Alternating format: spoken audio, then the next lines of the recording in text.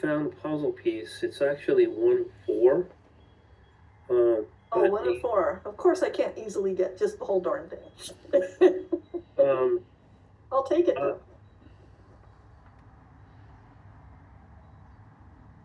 In this case, I can talk about it just because of the nature of kind of how your mind's looking at it. And the puzzle piece is actually the non-disposed puzzle piece. And he says that there's an older part of yourself that when people talked at you, it was as if they were talking down to you. And when that happened, it made you feel like you were kind of being disposed of. Like when you're not worth the person's time, it's like they're disposing of you mentally. Mm-hmm. Oh, yeah, I definitely had that. Yeah, not being important. Yeah. Well, this puzzle piece is going to help you to understand that what comes out of other people associated with them is not you. So there is no way for them to actually dispose of who you are as a being. That is just,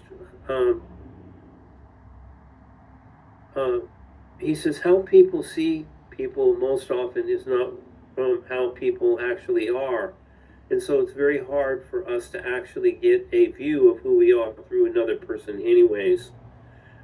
Because most people are not mirrors to who we are, but opinions to who we are. And so the rest of them,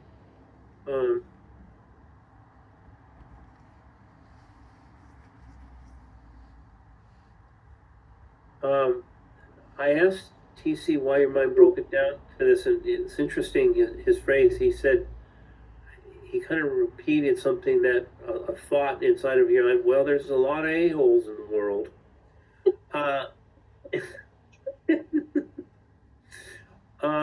This is you. But he just wants you to know that once you realize who you are completely, then you can just allow everyone to be in the same second point space of non-attachment. So you can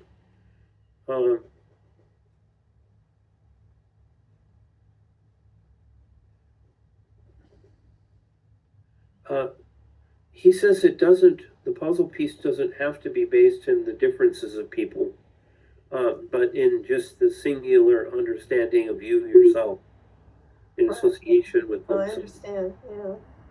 So anyways, congratulations with that. That's a quarter. Congratulations.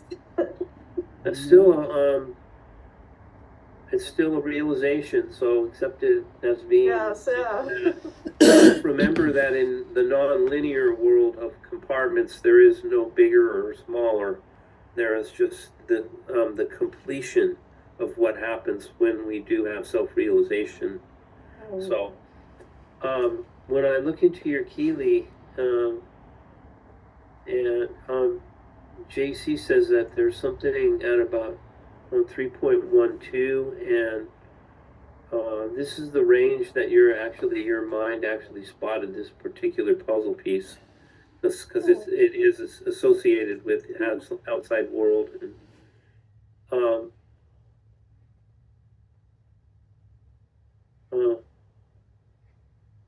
yeah, JC says that how people treat us may come from them, but how it affects us is us.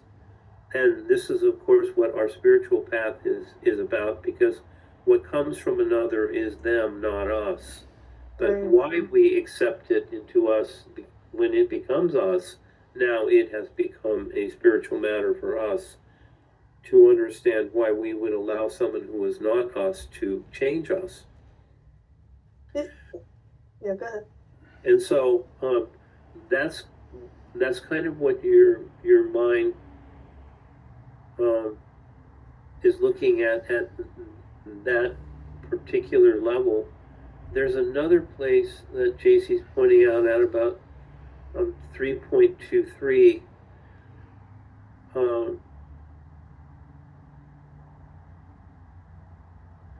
he says that there's something that your mind is looking at right there, which is kind of how you are viewing people when you're not necessarily in communication with them.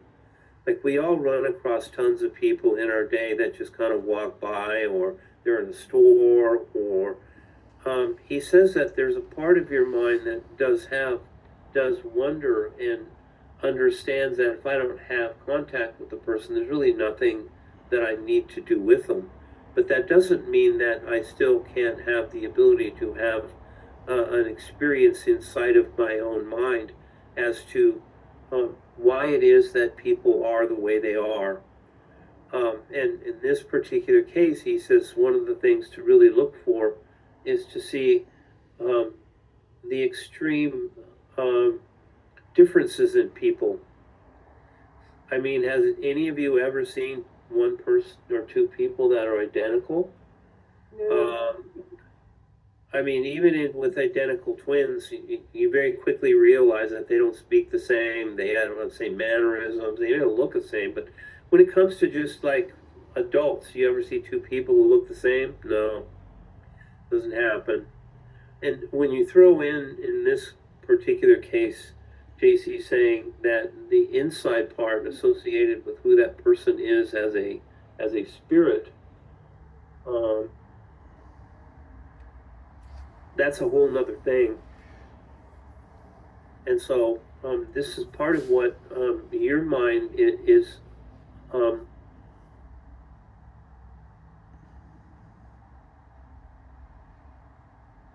He says your mind would like to talk to people. Most often, they don't really have anything really good to say, and so, which obviously many times this is. You mean usually they don't? No, occasionally they do. Yeah. But usually it's just talk.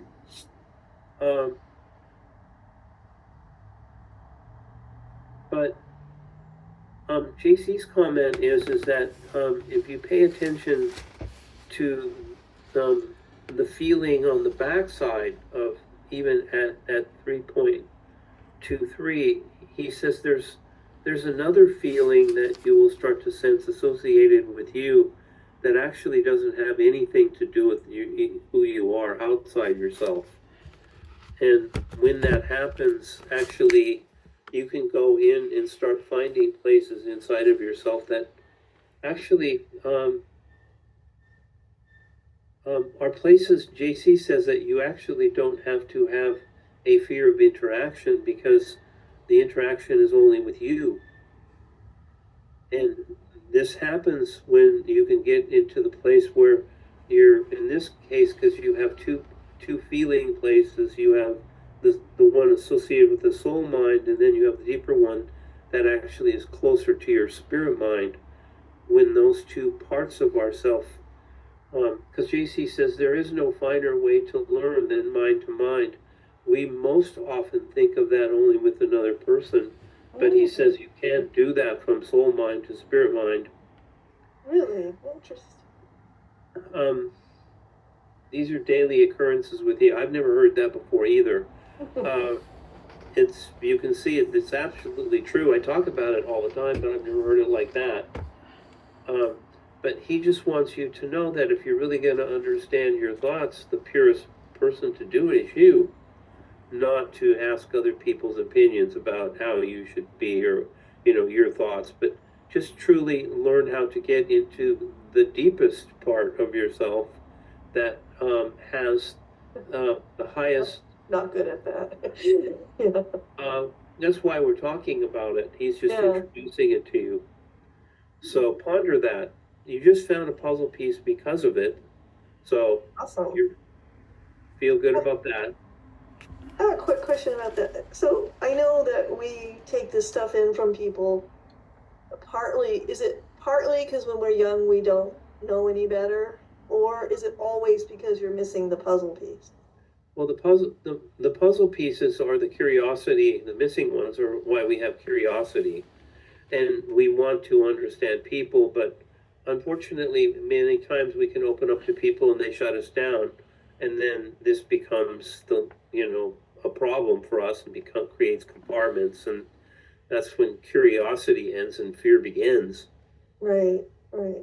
But even if So you're young, if you have that puzzle piece, yeah, they can the do younger that. you, yeah, if you're born with the puzzle pieces, you're naturally open and free, and you feel like you have protection because Right, you understand a lot more than people who don't. But everyone is here to have experiences, but unfortunately, many times fear gets in the way. right.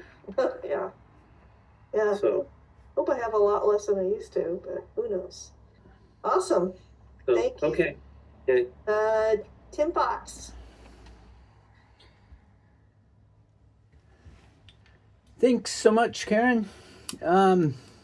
Well, my practice going through the lesser Kelee, it was sort of like Dave's practice. It took a little bit to settle. Then I hit some stillness, and then I I I felt pretty good down there, but it was sort of fleeting, and the practice only got sort of good at the end of it. Felt, yeah, more centered at the end. JC makes an interesting comment. He says it's amazing how hard it is to not think of anything. Yes. You would think it would be much harder to think of something, and that's even hard for people. Yes. So, Very true. um, when I look into your Kelee with JC's help, um,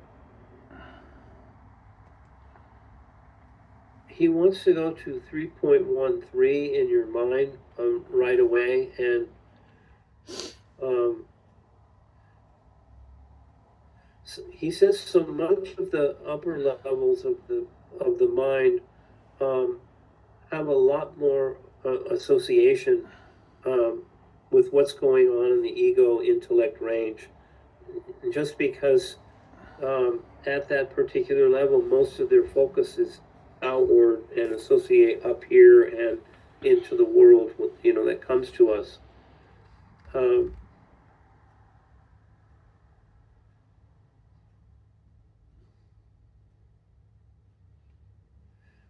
JC says that there's a lot of, it's an interesting word, there's a lot of nuances that he says people have in their minds out in the world. And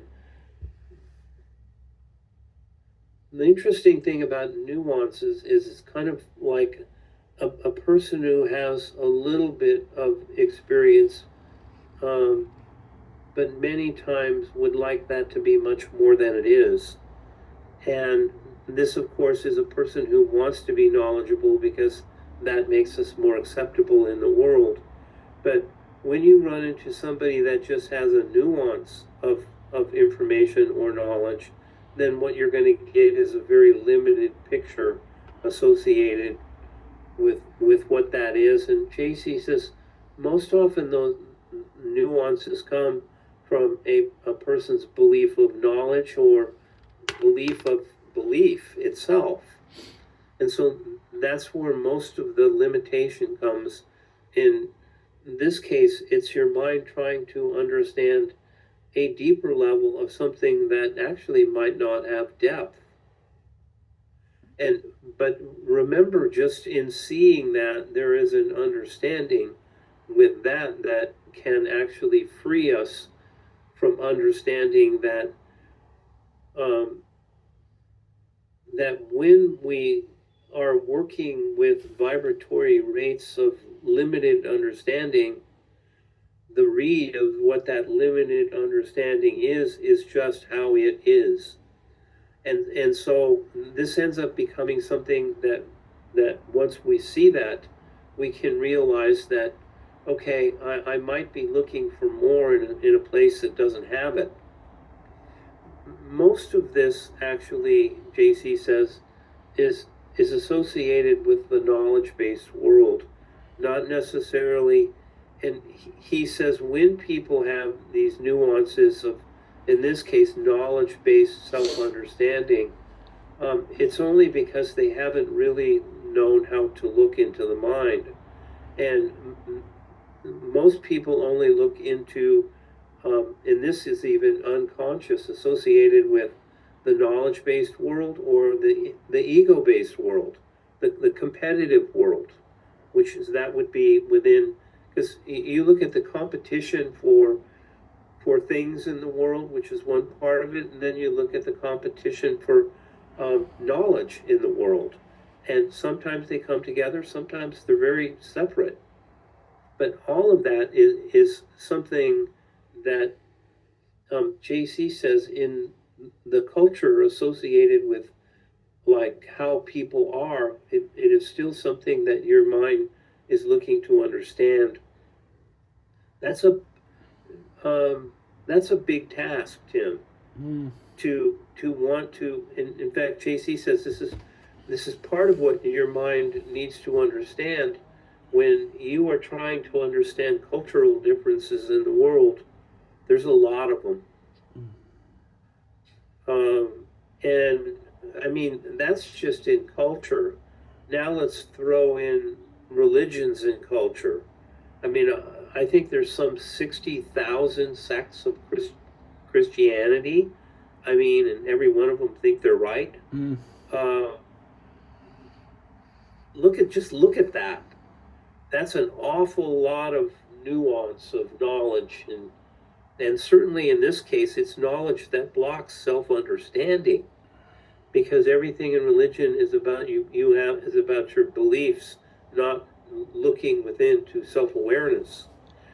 And the interesting thing that JC is pointing out, the place that your mind is looking for is looking from a place of awareness in your mind that's looking into a place that doesn't necessarily have the level of awareness you're even looking from. So what ends up happening at that level is you get to a place where JC says that paying more attention to how your mind is seeing instead of what it is seeing can become very helpful to you. And there's another point down deeper that's at about 3.32.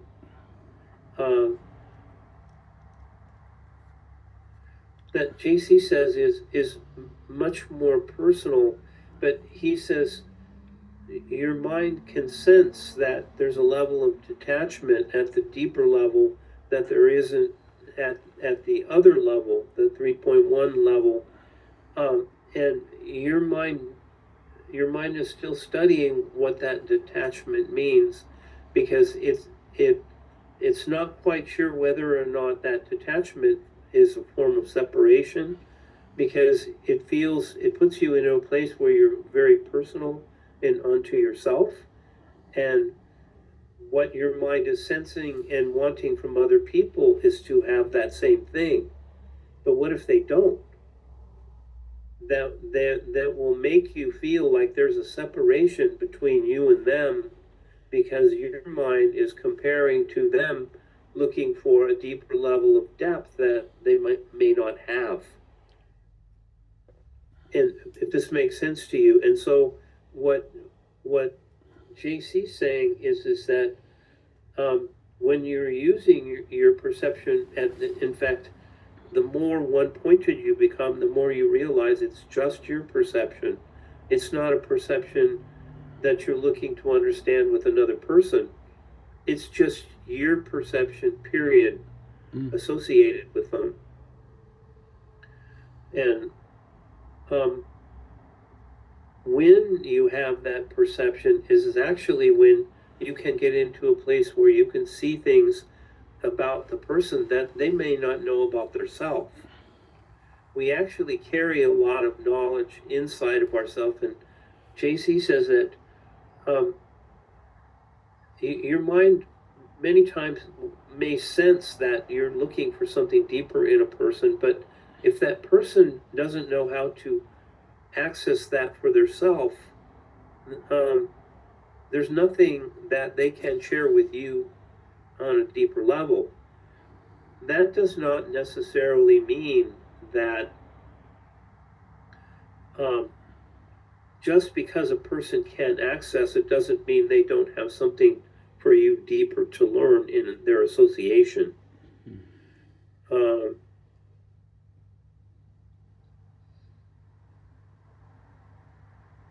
when I first met Gene, here I am. I'm just using this as an example with me. I mean, I'm an extreme example, but the example still stands as a difference that a person's spirit is much different than their soul. And sometimes the souls don't understand the depth of their spirit, and they come into this lifetime to explore that. This is, in essence, part of what you're learning to do, is that there is something deeper to understand associated with your interaction with people, and that's what you're here to understand. So ponder this expression, and just like JC said earlier, this mind to mind with yourself. Yes. So, and that will continue to help you to understand and open up your perception. Okay. Yeah. So, All right. Well, okay. thank you very much. Timmer Rose, would you like to go?